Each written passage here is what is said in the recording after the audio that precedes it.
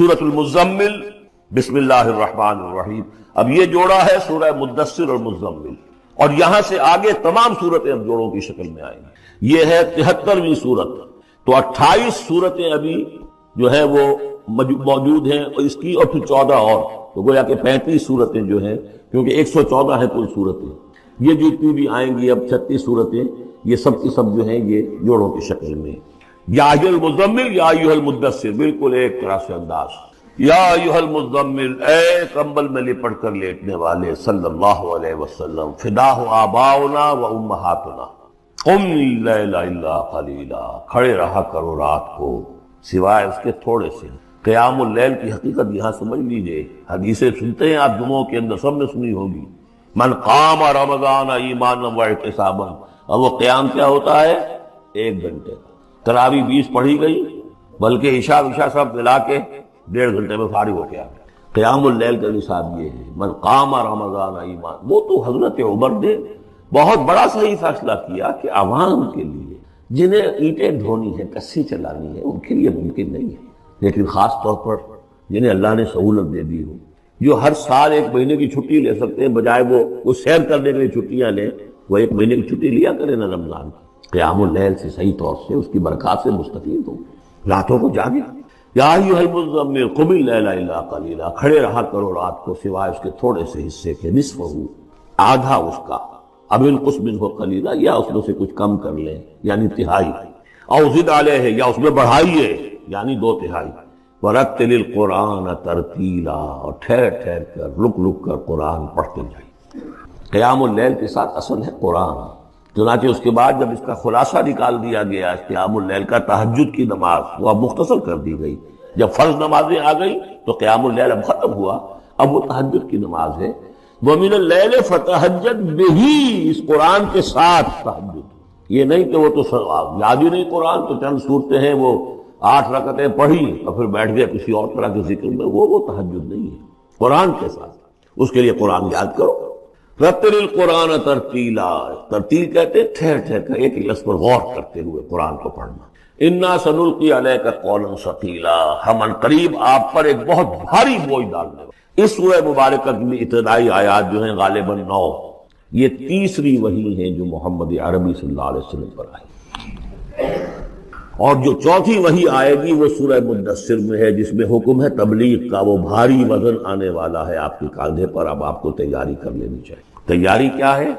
اگرچہ آپ پہلے سے معراج انسانیت پر فائز ہیں، تاہم اس بار نبوت اور کار رسالت کی ذمہ داریاں اٹھانے کے لیے ابھی آپ کو کچھ اور ریاضت کرنی پڑے گی۔ راتوں کو کھڑے رہے، قرآن کو اپنے اندر جذب کرے۔ ان ناشئۃ اللیل ہی اشد وطئا ومقیلا، یقیناً رات کا یہ جاگنا یہی تو ہے کہ جو خوب مضبوط ہے، مؤثر ہے نفس کو کچلنے میں، وہ اقوام وقیلا، اور جو قول ہوتا ہے وہ بھی سیدھا ہوتا ہے، سکون ہے، اطمینان ہے، اس وقت آپ کے اور رب کے درمیان کوئی حجاب نہیں۔ ان لک فی النہار سبحا طویلا، دن کے اوقات میں تو آپ کے لیے بڑی مشقت ہے، مصروفیت ہے۔ کبھی کوئی آیا کہہ گیا یہ تو مجنون ہے، اب آپ کے دل میں کدورت ہو گئی پیدا، کچھ نہ کچھ تکدر پیدا ہو گیا۔ رات کو کچھ نہیں ہے، آپ ہے اور آپ کا رب۔ وَاذْكُرِ اسْمَ رَبِّكَ وَتَبَتَّلْ إِلَيْهِ تَبْتِيلًا، اپنے رب کا نام جپا کرو اور بالکل ہر طرف سے کٹ کر اسی کے ہو جاؤ۔ تبتل اس کو کہتے ہیں، لیکن یہ کہ بے ہما اور باہما سب کے ساتھ رہو، سمجھیے اپنے آپ کو جیسے قیامت کے دن کھڑے ہونا ہے اکیلے، کوئی ساتھ نہیں آئے گا، نہ بیٹا نہ بیٹی، نہ بیوی نہ شوہر، نہ باپ نہ ماں، کچھ۔ یہ ہر شخص یہ ایک انڈیویجویلٹی ہے، اس کی اپنی ایک شخصیت ہے، لیکن دعوت کے لیے، تبلیغ کے لیے آپ کو لوگوں کے ساتھ رہنا ہے، لیکن آپ کے ذہنی رشتے، توقعات، امیدیں، دوستیاں، قلبی رشتے کٹ جانے چاہیے، سب سے کٹ کر صرف اللہ کے ساتھ۔ رب المشرق والمغرب، وہ تو رب ہے مشرق کا بھی مغرب کا بھی، لا الہ الا ہو، اس کے سوا کوئی معبود نہیں۔ فاتخذہ وکیلا، بس اسی کو پکڑ لیجئے اپنا جو ہے کارساز۔ واصبر علی ما یقولون واہجرہم ہجرا جمیلا، اور جو کچھ یہ کہہ رہے ہیں اس پر صبر کی۔ یہ مجنون کہہ رہے ہیں، شاعر کہہ رہے ہیں، صاحب کہہ رہے ہیں، وہ کہہ رہے ہیں، صبر واہجرہم ہجرا جمیلا، ان سے تعلق منقطع کیجئے لیکن خوبصورتی کے ساتھ۔ لٹ مار کے علیحدہ نہیں ہونا ہے، قالوا سلاما علیحدہ بھی ہونا ہے، وَإِذَا خَاطَبَهُمُ الْجَاهِلُونَ قَالُوا سَلَامًا، خوبصورتی کے ساتھ، تاکہ آج یہ بات نہیں سن رہے تو کل دوبارہ ان سے ملنے کا موقع ہو تاکہ بات کی جا سکے۔ یہ بالکل ابتدائی دور کی بات ہے۔ پھر وہی بات آگے، ذرنی، مجھے چھوڑیے، ذرنی والمکذبین اولی النعمہ، چھوڑیے مجھے اور یہ جو جھٹلانے والے ہیں، جو بڑی نعمتوں کے اندر ہم نے ان کو رکھا ہے، اولی النعمہ، ہم نے ان کو کھانے پینے کو دیا، اولاد دی، بڑی سی جائیداد دے دی، وَمَهِّلْهُمْ قَلِيلًا، اور اے نبی ذرا انہیں کچھ دیر مہلت دیجیے، جلدی نہ کیجیے، وَلَا تَعْجَلْ عَلَيْهِمْ، یہ بھی ہم پڑھ چکے ہیں، ان پر جلدی نہ کیجیے، مَهِّلْهُمْ قَلِيلًا، آخری پارے میں بھی آ جائے گا سورۃ آئے مَهِّلْهُمْ أَمْهِلْهُمْ رویدا، تو ان کو ذرا مہلت دیجیے تھوڑی دیر کی۔ اِنَّا لَدَيْنَا أَنْكَالًا وَجَحِيمًا، ہمارے پاس ان کے لیے بیڑیاں ہیں، آگ ہے، وَطَعَامًا ذَا غُصَّةٍ، کھانا وہ ہے کہ جو حلق میں اٹک جائے گا، زقوم میں منہ ماریں گے، وَعَذَابًا أَلِيمًا، اور دردناک عذاب ہے۔ یہ جا رہے ہیں کشا کشا ادھر، لیکن یہ کہ ابھی ہمیں وہ اجل مسمى جب آئے گی اس وقت تک کے لیے ہم انہیں مہلت دیں گے، ان کی رسی دراز کریں گے۔ یوم ترجف الارض والجبال وکانت الجبال کثیبا مہیلا، جس دن کے کانپے گی زمین بھی اور پہاڑ بھی لرزیں گے، اور ہو جائیں گے پہاڑ جیسے ریت کے پھسلتے ہوئے تودے ہوئے، جیسے آپ نے سینڈ ڈیوز دیکھے ہوں گے وہ پھسل رہی ہے ریت ادھر سے ادھر، یہ پہاڑ کوہ ہمالیہ یہ بھی اس طرح کا تودا بن کے اور پھسل کر اور سب برابر ہو جائے گا، لا عوج فیہ ولا امتا، نہ کوئی ٹیڑھ رہے گا، نہ کوئی موڑ ہوگا، نہ کوئی اور، سیدھی چٹیل زمین۔ انا ارسلنا الیکم رسولا، دیکھو لوگوں، اے قریش، ہم نے تمہاری طرف اپنا رسول بھیج دیا ہے، شاہدن علیکم، شاہدن علیکم، جو تم پر گواہ بنے گا، یہاں تمہیں گواہی دے گا اپنے قول اور اپنے عمل سے حق کی، اور وہاں تمہارے خلاف کھڑا ہوگا، اے اللہ میں نے ان کو پہنچا دیا تھا۔ کما ارسلنا الی فرعون رسولا، جیسے کہ ہم نے بھیجا تھا فرعون کی طرف بھی اپنا رسول حضرت موسیٰ علیہ السلام۔ فعصا فرعون الرسول، تو فرعون نے بھی رسول کی یعنی حضرت موسیٰ کی معصیت کی، ان کا نافرمانی کی۔ فاخذناہ اخذا وبیلا، تو ہم نے پکڑ لیا اس کو بڑا وبال والی پکڑ۔ فکیف تتقون ان کفرتم، اب اگر تم کفر کرو گے تو تم کیسے بچ جاؤ گے؟ فرعون نہیں بچا، قوم نوح نہیں بچی، قوم عاد نہیں بچی، قوم سمود نہیں بچی، قوم شعیب نہیں بچی، عمورہ اور صدوم کی بستیاں نہیں بسی، تم کیسے بچ جاؤ گے؟ فَكَيْفَ تَتَّقُونَ إِن كَفَرْتُمْ يَوْمًا يَجْعَلُ الْوِلْدَانَ شِيبًا، اس دن جس دن کا کہ جو دن کے بوڑھوں بچوں کو بوڑھا کر دے، قیامت کا دن، اس کے شدائد، اس کی سختی ہے۔ السَّمَاءُ مُنْفَطِرٌ بِهِ، آسمان اس کے ساتھ پھٹ پڑنے کو ہے، یعنی وہ ثقلت فی السماوات والارض، وہ کہیں باہر سے تو نہیں آئے گی، وہ قیامت وہ انہی آسمانوں اور زمین کے اندر جو ہے وہ اسی میں انہیرنٹ ہے۔ السماء منفطر بھی، آسمان پھٹ جائے گا۔ کان وعدہ مفعولا، اور اللہ کا وعدہ پورا ہو کر رہے گا۔ ان ھذہ تذکرہ، یقیناً یہ یاد دہانی ہے، تذکرہ ہے، نصیحت ہے۔ فمن شاء اتخذ الی ربہ سبیلا، تو جو کوئی بھی چاہے وہ اپنے رب کی طرف راستہ اختیار کر لے، سیدھا راستہ ہے، صراط مستقیم ہے۔ آج ہی بسم اللہ کرو، آج ہی توبۃ النصوح کر کے گھروں میں داخل ہو۔ اب یہ ہے 19 آیات، لیکن اس کے بعد جو ایک آیت پر پورا رکوع مشتمل ہے، اس کے بارے میں بہت عرصے تک میں بہت پریشان رہا اس کو سمجھنے میں، اور میں حیران ہوں کہ تفاسیر میں کہیں مجھے کوئی اس کے لیے بات نہیں ملی۔ اتفاقاً ہے کہ میں الاتقان فی علوم القرآن اس کا مطالعہ کرتے ہوئے مجھے حضرت عبداللہ ابن عباس رضی اللہ تعالیٰ عنہ کا ایک قول مل گیا کہ یہ ایک آیت نہیں، 2 آیتیں۔ یہ جو روایات ختم ہو گیا، کوئی کہتا ہے کہ یہ 1 سال کے بعد آئی، کوئی کہتا 16 ماہ بعد آئی، کوئی کہتا یہ آیت جو ہے یہ مدنی ہے، کوئی کہتا 11 سال کے بعد، وغیرہ وغیرہ۔ تو اس حوالے سے یہ کہ سمجھ میں نہیں آتا تھا کہ کیا مسئلہ کیا ہے، اس قدر مختلف آرات کیوں ہیں، تو سمجھ میں آیا کہ یہ 2 حصوں میں آیت نازل ہوئی ہے، لیکن اب اس کو ایک آیت شمار کریں گے جو حضور نے بتایا ہے۔ ان ربک یعلم انک تقوم ادنی من ثلثی اللیل ونصفہ وثلثہ وطائفۃ من الذین معک، اے نبی آپ کا رب جو ہے جانتا ہے کہ آپ بھی کھڑے رہتے ہیں تقریباً 2/3 رات اور نصف رات اور رات کا تہائی حصہ، وطائفۃ من الذین معک، اور یہ کہ آپ کے ساتھ بھی جو جماعت ہے ان میں سے لوگ آپ کے ساتھ کھڑے رہتے ہیں۔ واللہ یقدر اللیل والنہار، اللہ تعالیٰ نے ہی رات اور دن کا ایک اندازہ مقرر کیا ہے، یہ مشقت زیادہ دیر نہیں جھیلی جا سکتی۔ لہذا علم ان لن تحصوہ، اللہ جانتا ہے، اس کے علم میں ہے کہ تم اس کی پابندی نہیں کر سکو گے۔ فتاب علیکم، تو اللہ نے تم پر نرمی فرمائی، شفقت فرمائی، رحمت کی نظر کی۔ فقرؤوا ما تیسر من القرآن، تو جتنا آسان ہوا کرے تمہارے لیے، میسر ہوا کرے، یسر آسان، اتنا رات کو پڑھ لیا کرو۔ علیمان سے اب یہاں یہ آیت کا پہلا حصہ ہے کہ جو میرے خیال میں 1 سال بعد یا 11 ماہ بعد نازل ہو گیا، یعنی یہ کہ اب یہ پابندی کہ کم سے کم 1/3 اور یہ کہ کوشش کرو کہ آدھی یا 2/3 پابندی ختم ہو، جتنا کھڑا ہو سکے آسانی کے ساتھ۔ فقرؤوا ما تیسر من القرآن، بقیہ حصہ جو ہے یہ میرے نزدیک بالکل ہجرت سے متصل قبل نازل ہوا ہے، وہ 11 سال والی روایت اس حصے پر۔ علیمان سیکون منکم مرضی، اللہ کے علم میں ہے کہ کچھ لوگ ہوں گے تم میں سے جو مریض ہو جائیں گے، ان کے لیے ممکن نہیں ہوگا قیام اللیل۔ وآخرون یضربون فی الارض یبتغون من فضل اللہ، اور لوگ ہوں گے زمین میں سفر کرنے پر مجبور ہوں گے اللہ کے فضل کی تلاش میں۔ وآخرون یقاتلون فی سبیل اللہ، اب یا تو یہ حصہ مدنی ہو سکتا ہے جس میں لفظ قتال کا ذکر آ رہا ہے، یا یہ کہ بالکل ہجرت سے متصل قبل، اور لوگ ہوں گے جو اللہ کی راہ میں قتال کریں گے۔ جب قتال کریں گے دن بھر کی مشقتیں ہوں گی، تو اب رات بھر کھڑے رہنا، 2/3 رات کھڑے رہنا تو ان کے لیے ممکن نہیں ہوگا۔ فقرؤوا ما تیسر منہ، ایک تو اسی جو بھی تم کر سکو جتنا آسان ہو اتنا پڑھ لیا کرو۔ وَأَقِيمُوا الصَّلَاةَ وَآتُوا الزَّكَاةَ، اب نماز پنجگانہ کا حکم آ گیا ہے سن 11 میں، جبکہ معراج واقع ہوئی، قیام 5 نمازوں کا، اس کو قائم، یہ گویا کہ اب بدل ہے قیام اللیل۔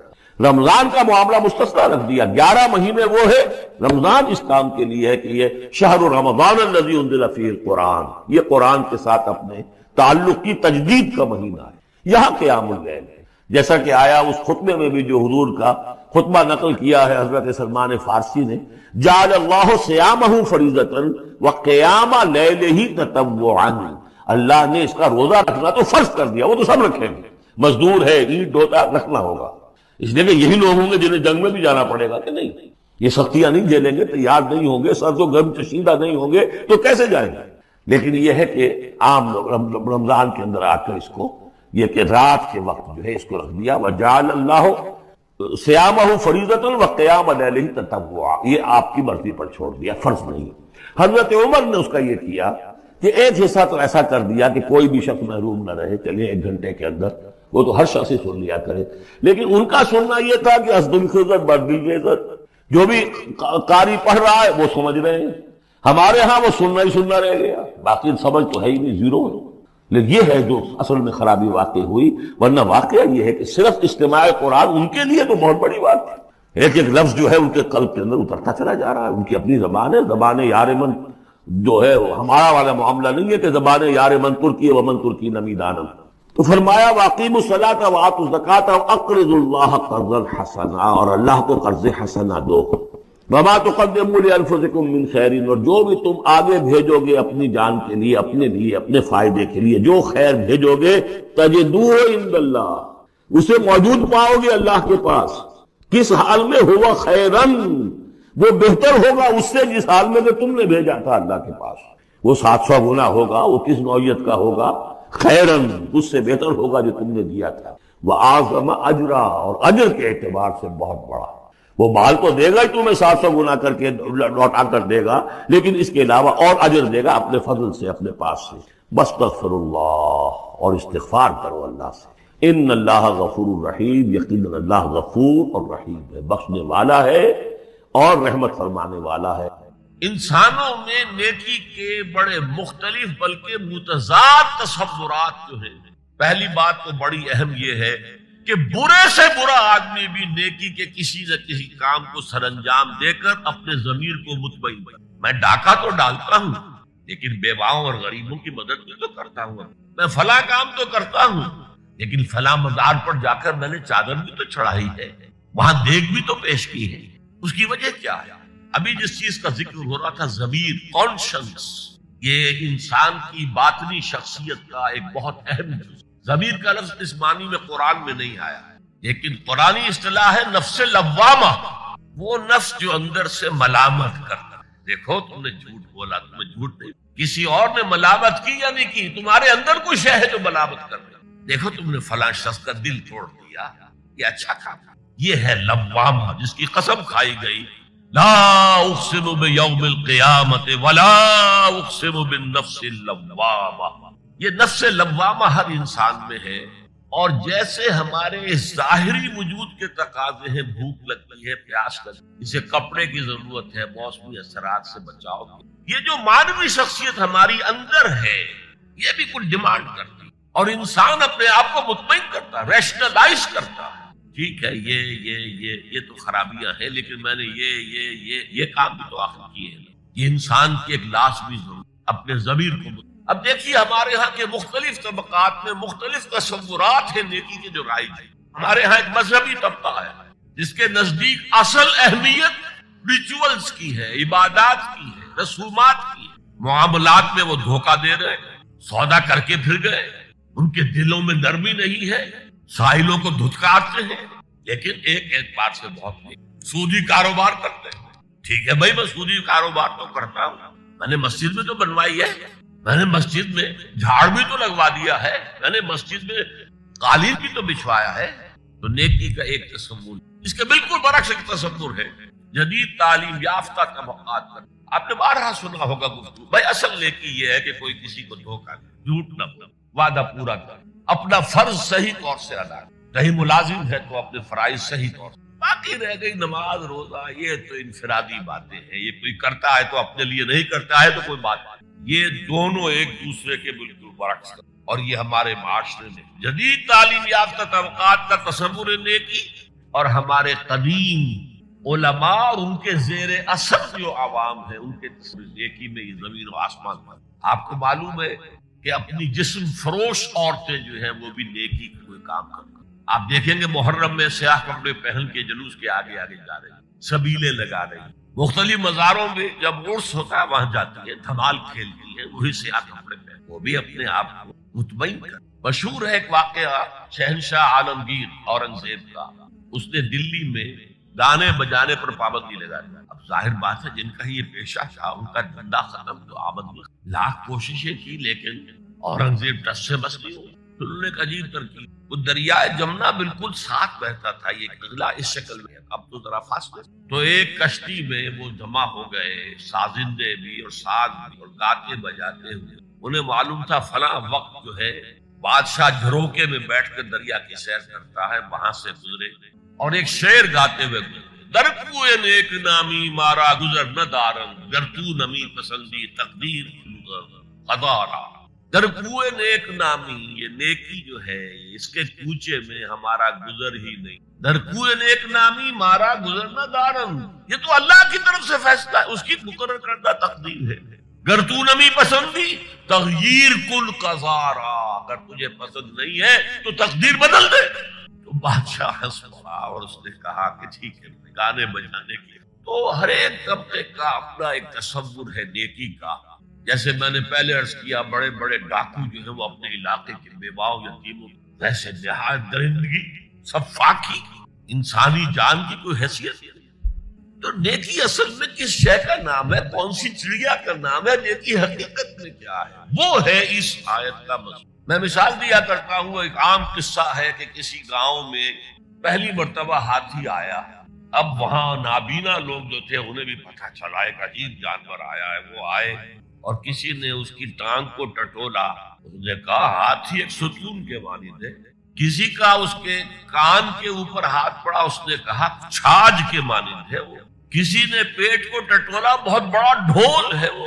بالکل یہی معاملہ ہے نیکی کے تصور کے بارے میں. اڑائے کچھ ورق لالے نے، کچھ نرگس نے، کچھ گل نے، چمن میں ہر طرف بکھری ہوئی ہے داستان میں. کسی نے نیکی کا ایک حصہ لے لیا، کسی دوسرا لے لیا، کسی تیسرا لے لیا. وہ مکمل سراپا نیکی، حقیقی نیکی کس میں ہے، یہ ہے اس آیت کا مضمون. یہ ہے 10 محرم الحرام سن 61 ہجری، حضور کے انتقال کے ٹھیک 50 برس بعد. سن 11 ہجری میں حضور کا انتقال، اور سن 61 ہجری میں حضور کے نواسے اور جن کے بارے میں حضور نے فرمایا سیدہ شباب اہل الجنہ، حضرت حسین شہید کر دیے گئے.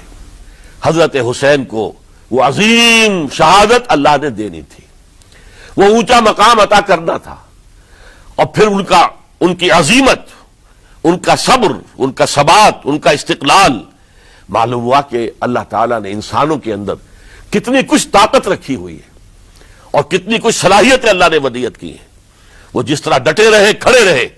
واقعہ یہ ہے کہ وہ بھی نوع انسانی کے لیے ہمیشہ کے لیے ایک سبق ہے، اور وہ سبق یہ ہے کہ آپ حق، جو بھی آپ حق سمجھیں، اس حق کے اوپر ڈٹ کر کھڑے ہو جائیں، اور اس میں پرواہ نہ کیجئے کہ آپ کی نفری کم ہے یا آپ کے ساتھ تعداد زیادہ. کوئی خیال نہ کیجئے، اس کے فکر نہ کیجئے کہ حالات ادھر ہیں یا ادھر ہیں، حالات سازگار آپ کے دشمن کے ساتھ ہیں یا آپ کے ساتھ ہیں. کوئی فکر نہ کیجئے. حق حق ہے، اس کا ساتھ دینا لازم ہے، اس کے لیے جان دے دینا یہ سب سے بڑی کامیابی ہے. وَلَا تَقُولُوا لِمَن يُقْتَلُ فِي سَبِيلِ اللَّهِ أَمْوَاتٌ، ہرگز نہ کہنا ان کو جو اللہ کی راہ میں قتل ہو جائیں کہ وہ مردہ ہیں. بل احیاء، وہ تو زندہ ہے. ولیکن لا تشعرون، تمہیں شعور نہیں ہے. وَلَنَبْلُوَنَّكُمْ، اب یہ تمام مسلمانوں سے خطاب ہو رہا ہے، ہم تمہیں لازماً آزمائیں گے. بِشَيْءٍ مِّنَ الْخَوْفِ، خوف سے، وَالْجُوعِ، اور بھوک اور فقر و فاقے سے. حضرت حسین اور ان کے ساتھیوں کو پیاس کے ذریعے سے آزمایا گیا ہے. حالانکہ دریا دور نہیں ہے لیکن پانی بند کر دیا گیا. کیسی کیسی شدت اور کیسے کیسے سخت حالات کا سامنا کیا، لیکن جھکے نہیں، گردن نہیں جھکی، ڈٹے رہے اپنے موقف کے اوپر. وَلَنَبْلُوَنَّكُمْ بِشَيْءٍ مِّنَ الْخَوْفِ وَالْجُوعِ وَنَقْصٍ مِّنَ الْأَمْوَالِ وَالْأَنفُسِ وَالثَّمَرَاتِ، اور ہم تمہیں جانی اور مالی نقصانات کے ذریعے سے آزمائیں گے. وَبَشِّرِ الصَّابِرِينَ، اور اے نبی بشارت دے دیجئے صبر کرنے والوں کو. الَّذِينَ إِذَا أَصَابَتْهُمْ مُصِيبَةٌ، وہ کہ جن کو اگر کوئی مصیبت آئے، ان پر نازل ہو جائے، قالوا، تو وہ کہیں گے انا للہ و انا الیہ راجعون، ہم اللہ ہی کے ہیں، اللہ ہی کی طرف ہمیں لوٹ جانا ہے. اولئک علیہم صلوات من ربہم ورحمہ، یہ ہیں وہ جن پر ان کے رب کی طرف سے صلوات ہیں، درود ہے اور رحمت ہے. واولئک هم المہتدون، اور یہی ہدایت یافتہ ہیں. اللہم ربنا اجعلنا منہم، اللہم ربنا اجعلنا منہم. میرے اور آپ کے لیے سبق یہ ہے، صرف حضرت حسین کا کوئی دن بنا لینا یہ نہیں. ٹھیک ہے، یاد تازہ کیجئے، بہت اچھی بات ہے، لیکن اس کا نتیجہ یہ نکلنا چاہیے کہ اگر حضرت حسین نے اپنی ہی نہیں، اپنے خاندان کی، اپنے اعزاء و اقربا کی، اپنے ساتھیوں کی جانوں کی قربانی پیش کر دی حق کے لیے، تو ہمیں بھی فیصلہ اور سبق یہ لینا چاہیے کہ ہمیں حق کا ساتھ دینا ہے، ہرچہ بعد آباد، چاہے اس کے نتائج کچھ بھی نکلے. یہ بہت بڑی خوشخبری ہے، یہ امت کبھی بھی گمراہی پر جمع نہیں ہوگی. ایسا کبھی نہیں ہوگا جیسے کہ عیسائیت جو ہے تثلیث پر جمع ہو گئی. حالانکہ بہت طویل عرصے تک ایسے بھی موجود رہے حضرت عیسیٰ علیہ السلام کے ماننے والے جو خالص موحد تھے، تثلیث کے قائل نہیں تھے. لیکن یہ کہ یہ امت جس طریقے سے اب جمع ہو چکے ہیں. اب کوئی عیسائیت کی ڈینومینیشن ہو، کوئی چرچ ہو، وہ پروٹیسٹنٹس ہو، وہ کوئی گریک چرچ ہو، کوئی آرتھوڈاکس چرچ ہو، پروٹیسٹنٹس ہو، کیتھولکس ہو، کوئی ہو، سب کے سب تثلیث کے اوپر سب کے سب متفق ہیں. توحید ان کے ہاتھ سے جا چکی. حضور نے جو خبر دی ہے خوشخبری، میری امت کا معاملہ یہ نہیں ہو سکتا. اور کیوں نہیں ہو سکتا؟ عقلاً آخری امت ہے. ظاہر بات ہے کہ حضرت مسیح کی امت بگڑ گئی تو حق کو بیان کرنے کے لیے محمد رسول اللہ آ گئے صلی اللہ علیہ وسلم. اب اگر یہاں یہ حق گم ہو جائے کلیتاً تو کوئی اور نبی تو آنے والا نہیں ہے. لہذا حضور کو بھی پروٹیکشن دی گئی، حضور کے دین کو بھی پروٹیکشن دی گئی. اور اس پروٹیکشن ہی کا ایک پہلو یہ ہے کہ میری امت میں ایک گروہ ہمیشہ حق پر قائم رہے گا. اللہم ربنا اجعلنا منہم، اللہ تعالی ہمیں توفیق دے کہ ہم ان میں سے ہوں.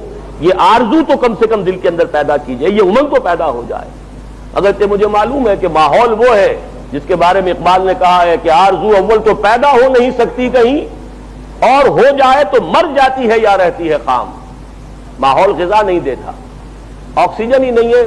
2 پتیاں تو نکلی تھی بیج میں سے لیکن مرجھا گئیں، اس لیے کہ غذا نہیں فضا میں. امنگ اٹھتی ہے، جذبہ ابھرتا ہے، اس کی آبیاری کا سامان نہیں ہے، خارجی نہیں ہے، سارا داخلی سامان کرنا پڑے گا. اپنے اندر کا تیل جلانا ہوگا، باہر کا تیل نہیں ملے گا. اقبال نے یہی بات کہی ایک شعر کے اندر، کر اپنی رات کو داغے جگر سے نورانی، کر اپنی رات کو داغے جگر سے نورانی. اپنے اندر تیل جلاؤ، اپنے جگر کا تیل جلاؤ. اس سے روشنی حاصل کرو گے، ماحول سے تمہیں روشنی نہیں ملے گی۔ اپنی اس عارضی کو پروان چڑھاؤ، لیکن اپنے اندرونی جذبے کے ساتھ، استقامت کے ساتھ۔ بہرحال اس حدیث کا یہ ٹکڑا میں نے صرف اس لیے سنایا کہ یہ ایک ہمارے لیے ایک امنگ پیدا کرنے والی شے ہے کہ اللہ تعالی ہمیں توفیق دے کہ ہم ان لوگوں میں سے